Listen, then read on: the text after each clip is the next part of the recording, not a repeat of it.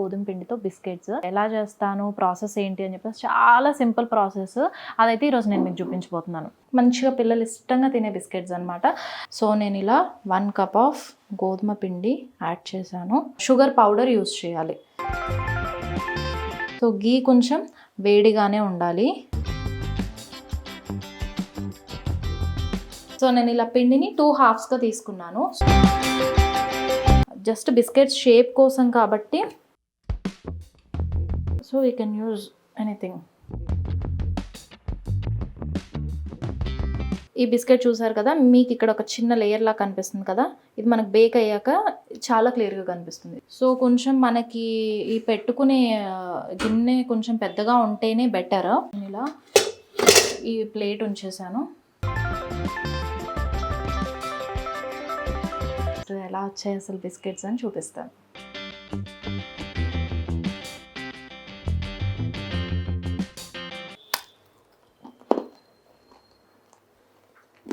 నిజంగా బాగున్నాయండి. Hello all, so welcome back to my YouTube channel తెలుగింటి అమ్మాయి శ్వేత. సో అందరూ ఎలా ఉన్నారండి? మీరంతా ఎలా ఉన్నారు ఏంటి అని చెప్పేసి నా కమెంట్ బాక్స్లో కమెంట్ చేసేయండి. సో ఈరోజు అయితే ఒక మంచి వీడియోతో మేము ముందుకు వచ్చేసాను. అండ్ ఇప్పుడైతే మా పాపకు సాలిడ్ స్టార్ట్ చేసేసాము. ఆల్రెడీ తనకి టీత్ కూడా వచ్చాయి. సో ఇంకా మనం ఫుడ్స్ అన్ని వెరైటీస్ ట్రై చేస్తూ ఉండాలి కదా. సో అలా అని చెప్పేసి అన్నీ అయితే హోమ్లో తయారు చేసి ఇంట్లో తయారు చేసేవి పెడుతూ ఉన్నాము. సో బిస్కెట్స్ కూడా నేను కొంచెం బయట ఎక్కువ మైదా పిండితో అలా దొరుకుతాయి కదండి, అలా కాకుండా గోధుమ పిండితోనే పెట్టాలి కదా, పిల్లలకి మైదా మంచిది కాదు అని చెప్పేసి బిస్కెట్స్ ట్రై చేశాను. సో తనకి అవి లాస్ట్ టైం నచ్చాయి, అందుకని చెప్పి మళ్ళీ ఒకసారి మీకు చూపిద్దాము అని చెప్పి నేను ఈరోజు ఆ రెసిపీ చేస్తున్నాను. గోధుమ పిండితో బిస్కెట్స్ ఎలా చేస్తాను, ప్రాసెస్ ఏంటి అని చెప్పేసి చాలా సింపుల్ ప్రాసెస్. అదైతే ఈరోజు నేను మీకు చూపించబోతున్నాను. సో ఇంకా వీడియోలోకి వెళ్ళిపోదామా? చలో. సో చాలా సింపుల్ రెసిపీ అండి. బిస్కెట్స్ అంటే కొంచెం కష్టపడాలి, హెవీ ఉంటాయి అనుకుంటాము. సో అలా కాకుండా నేను ఎక్కువ ఐటమ్స్ కూడా యూస్ చేయట్లేదు. సో కొన్ని ఇంగ్రీడియంట్స్తో సింపుల్గా మంచిగా పిల్లలు ఇష్టంగా తినే బిస్కెట్స్ అనమాట. సో నేను ఇందులో ఓన్లీ గోధుమ పిండి అండ్ ఇది వచ్చేసి షుగర్ పౌడర్. సో పంచదార నేను ఇలా పౌడర్ చేసేసుకున్నాను. అండ్ ఇది హోమ్ మేడ్ గీ, పాపకు కాబట్టి నేను హోమ్ మేడ్ గీయే యూస్ చేస్తున్నాను. సో ఇవి ఇంగ్రీడియంట్స్. కొంచెం ఇలాచీ పౌడర్ అండ్ మనం కలుపుకునేటప్పుడు మన కన్సిస్టెన్సీకి సరిపడా వాటర్ వేసుకుంటాము. సో ఇంకా ప్రాసెస్ స్టార్ట్ చేసేస్తే, సో నేను ఇలా 1 కప్ ఆఫ్ గోధుమ పిండి తీసుకున్నానండి. మీ క్వాంటిటీ కూడా నేను ఎగ్జాక్ట్గా చెప్తాను, ఆ మెజర్మెంట్స్ ఎంత అని చెప్పేసి. సో నేను ఇలా 1 కప్ ఆఫ్ గోధుమ పిండి యాడ్ చేశాను సో మిక్సింగ్ బౌల్లోకి. అండ్ ఇప్పుడు మనం గోధుమ పిండి ఎంతైతే తీసుకుంటామో అందులో హాఫ్ మనం షుగర్ పౌడర్ యూస్ చేయాలి. సో గోధుమ పిండిలో సగం. సో ఇది స్పూన్స్ అండ్ విస్కర్స్తో అక్కర్లేదండి, హ్యాండ్ మిక్సే ఉండాలి. సో నేను అందుకే చెయ్యి పెట్టేస్తున్నాను, not using any spoons. So ఇలా షుగర్ పౌడర్ అందులో హాఫ్ యూజ్ చేసుకున్నాను. అండ్ సో ఇప్పుడు మనం గోధుమ పిండికి తీసుకున్న దాంట్లో ఒక పావు వంతు గీ యాడ్ చేసుకోవాలి. సో గీ కొంచెం వేడిగానే ఉండాలి.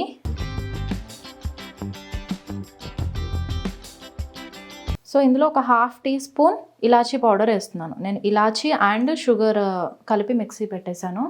సో ఇవి లైట్గా మిక్స్ చేయాలి. మనం చపాతీ పిండి కలిపినట్టు అలా మొత్తం గట్టిగా కలపకూడదండి, అంటే గుల్లగా ఉండాలంటారు. సో అలా కలుపుకోవాలి వాటర్ యాడ్ చేసుకుంటూ. మరీ ఎక్కువగా గట్టిగా మిక్స్ అవ్వక్కర్లేదు, జస్ట్ ఇలా చేత్తో. నేను కొంచెం కన్సిస్టెన్సీ చూసి వాటర్ యాడ్ చేసుకుంటున్నాను. ఒకేసారి అయితే ఎక్కువ అయిపోయి మనకి బిస్కెట్స్ రావు, ఆ షేప్ అనేది రాదు.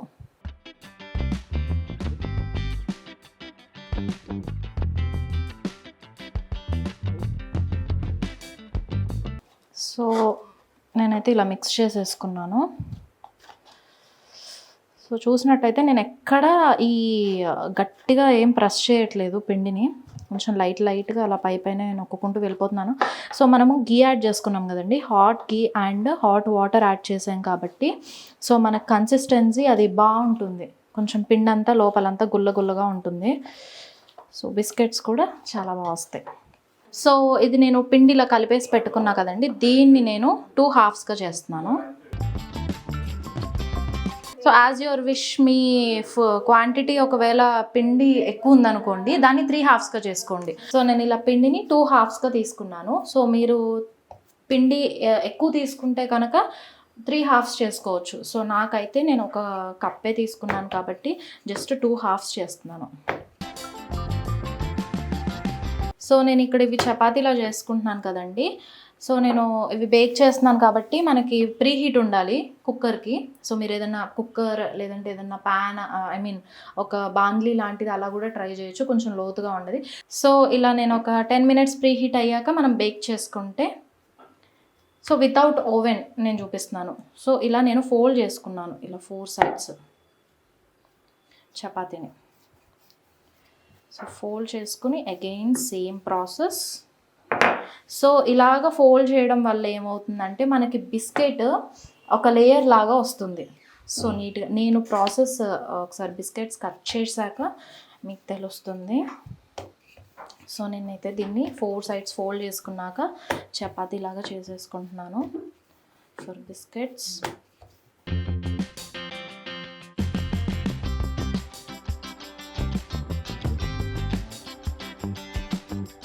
సో నేనైతే చపాతీని ఒక 1/2 inch మందం ఉండేలాగా చేసుకున్నానండి. సో ఇలా 1/2 inch ఉంటే మనకు ఆ బిస్కెట్స్ అనేవి థిక్నెస్ వస్తాయి. మళ్ళీ బేక్ చేసుకుంటాం కాబట్టి మనకి ఇంకొంచెం ఆ బిస్కెట్ ఎలా ఉంటుందో మనకి ఆ లెంత్ అనేది వస్తుంది. సో ఓకే, నేను ఈ బిస్కెట్స్ కట్ చేయడానికి ఇలా ఒక అంచున్న గ్లాస్ యూజ్ చేస్తున్నాను.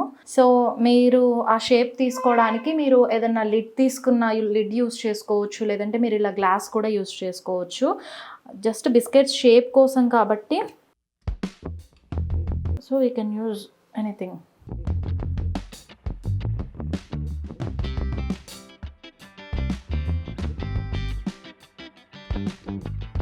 సో ఇలా ఎక్స్ట్రా ఉన్న పిండి అంతా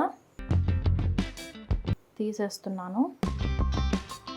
ఈ బిస్కెట్ చూసారు కదా, మీకు ఇక్కడ ఒక చిన్న లేయర్ లాగా కనిపిస్తుంది కదా, ఇది మనకు బేక్ అయ్యాక చాలా క్లియర్గా కనిపిస్తుంది. సో నేను వన్స్ బేక్ అయ్యాక కూడా నేను మీకు బిస్కెట్స్ చూపిస్తాను. సో ఇలా ఒక లేయర్ లాగా ఫామ్ అవుతుంది. సో ఇలా రావాలండి. సో ఇలాగా సేమ్ ప్రాసెస్ మొత్తం కూడా మనకి ఇప్పుడు ఉన్న పిండి అంతా కూడా సేమ్ అదే విధంగా మళ్ళీ చపాతీ లాగా చేసేసుకొని మళ్ళీ బిస్కెట్స్ షేప్ తీసేసుకొని సేమ్ ఇదే ప్రాసెస్ అయిపోయాక బేక్ చేసుకోవాలి. సో నేను ఒక ప్లేట్ తీసుకున్నానండి. ప్లేట్ తీసేసుకుని దానికి మొత్తం కూడా ఇలా గీ అప్లై చేసేసాను. సో ఇవి నేను ప్రిపేర్ చేసుకున్న బిస్కెట్స్ ఉన్నాయి కదా, సో ఇవి బేక్ చేసేస్తాను. సో కొంచెం మనకి ఈ పెట్టుకునే గిన్నె కొంచెం పెద్దగా ఉంటేనే బెటర్. సో మనం ఇలా నేను ఈ కుక్కర్ పెట్టుకున్నాను కదా, ఇవి కొంచెం పెద్దగా ఉంటేనే బెటర్. సో దట్ మీరు కొంచెం ఎక్కువ బిస్కెట్స్ అనేవి ఇలా ప్లేట్లో పెట్టి యాడ్ చేసుకోవచ్చు. అండ్ సో ఒక స్టాండ్ పెట్టేస్తున్నాను. సో ప్లేట్ డైరెక్ట్గా పెట్టలేం కాబట్టి సో ఇలా నేను ఒకసారి చూసినట్టయితే నేనైతే కుక్కర్లో ఏం పెట్టలేదు, జస్ట్ ప్రీ హీట్ చేసుకున్నాను అంతే. సో ఇలా ఉన్న దాంట్లో నేను ఇలా ఈ ప్లేట్ ఉంచేసాను.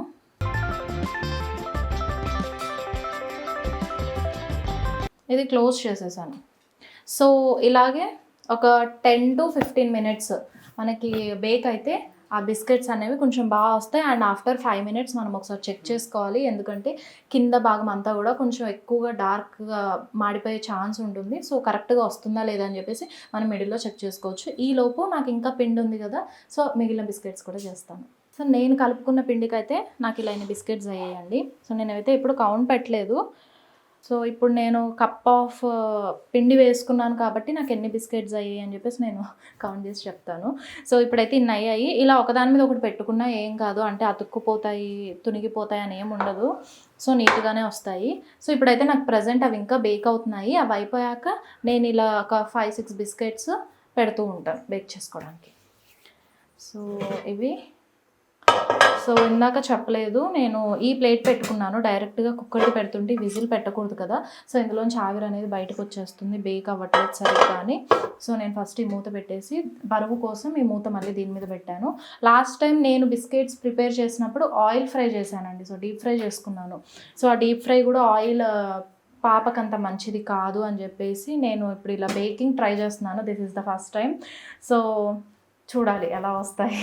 సో అట్ ప్రజెంట్ నేను జస్ట్ చెక్ చేస్తున్నాను, ఇవైతే లైట్గా అవుతున్నాయి. సో సో ఇంకాసేపు ఉంచుదాం, మనకి రిజల్ట్ అయితే అప్పుడే తెలియదు కదా. సో ఇంకొక 10 minutes అలా ఉంచితే మనకి ఇవి ఎలా వస్తున్నాయి అని అర్థమవుతుంది. 10 minutes later. సో ఇప్పుడు ఎలా వచ్చాయని చెప్పేసి నేను చెక్ చేస్తున్నాను. ఇలా అయ్యాయండి, హాఫ్ కుక్ అయ్యాయి, ఇంకా కంప్లీట్గా అవ్వలేదు. ఓకే, సో నేను ఇంకో 10 minutes ఉంచుతున్నాను వీటిని. నేను ఆల్రెడీ పెట్టి 10 minutes అయిపోయింది. సో ఒకసారి చెక్ చేద్దామని చూశాను, ఎందుకంటే ఈ బాటమ్ ఉంది కదా, ఈ పార్ట్ మనకి ఎక్కువగా మాడిపోకుండా చూసుకోవాలి, ఇంకా కొంచెం బేక్ అవ్వాలి. అండ్ నాకు ఇవి నేను యాక్చువల్లీ పొంగుతాయి అనుకున్నాను. So last time oil fry చేశాను అన్నాను కదా, డీప్ ఫ్రైలో పొంగాయి. సో ఇప్పుడు ఏంటంటే నాకు ఇదే సైజు ఉంది. I think little bit of change అయితే చూసాను, కొంచెమే అయింది. లాస్ట్ టైం అంత అయితే ఇంకా నాకు రాలేదు. So if in case me comfort అండి, మీరు ఒకవేళ డీప్ ఫ్రై చేసుకోవాలనుకుంటే కనుక మనకి బేకింగ్ సోడా లాంటివి ఏం అవసరం లేదు. ఆర్ ఎల్స్ మీరు ఇలా బేక్ చేసుకోవాలి అని అనుకుంటే కనుక just pinch of baking soda add చేసుకోండి. I think it will help మనకు కొంచెం ఇలా కొంచెం లావ్ అవ్వడానికి బిస్కెట్స్ అవి హెల్ప్ అవుతాయి అనుకుంటున్నాను. సో ఇవైతే అవుట్పుట్ తింటే తెలుస్తుంది టేస్ట్, ఎందుకంటే డీప్ ఫ్రైవి టేస్ట్ చేశాను కానీ ఈ బేకింగ్వి ఎలా టేస్ట్ ఉంటాయి నాకు ఐడియా లేదు కాబట్టి. సో నేను ఇందాక వీడియోలో మీకు చెప్పడం అయితే ఒక స్మాల్ థింగ్ మర్చిపోయాను, ఇంగ్రీడియంట్. నేను సాల్ట్ కూడా యాడ్ చేసుకున్నాను, పించ్ ఆఫ్ సాల్ట్, ఎక్కువ అవసరం లేదండి, జస్ట్ పించ్ ఆఫ్ సాల్ట్. అది మనకి కొంచెం టేస్ట్ ఎన్హాన్స్ చేస్తుంది బిస్కెట్స్ టేస్ట్ని. సో అది కూడా యాడ్ చేశాను. అండ్ మొత్తం కంప్లీట్గా అయిపోయాక అది ఎలా ఉంది టేస్ట్, ఎలా వచ్చాయి అసలు బిస్కెట్స్ అని చూపిస్తాను.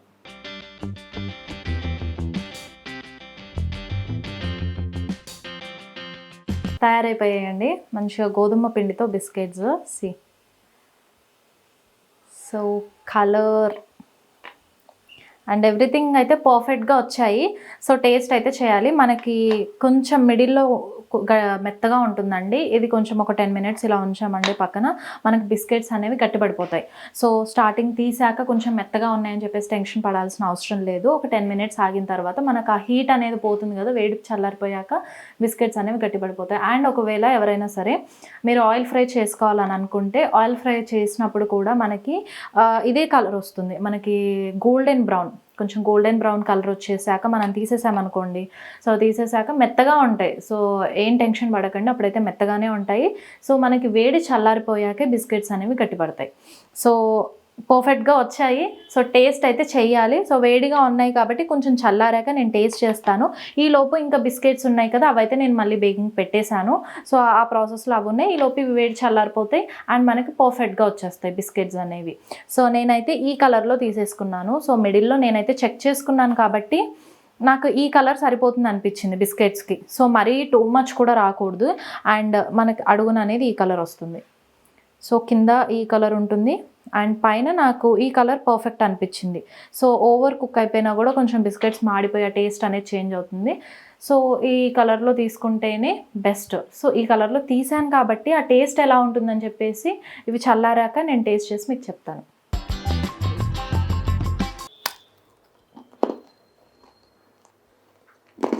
నిజంగా బాగున్నాయండి.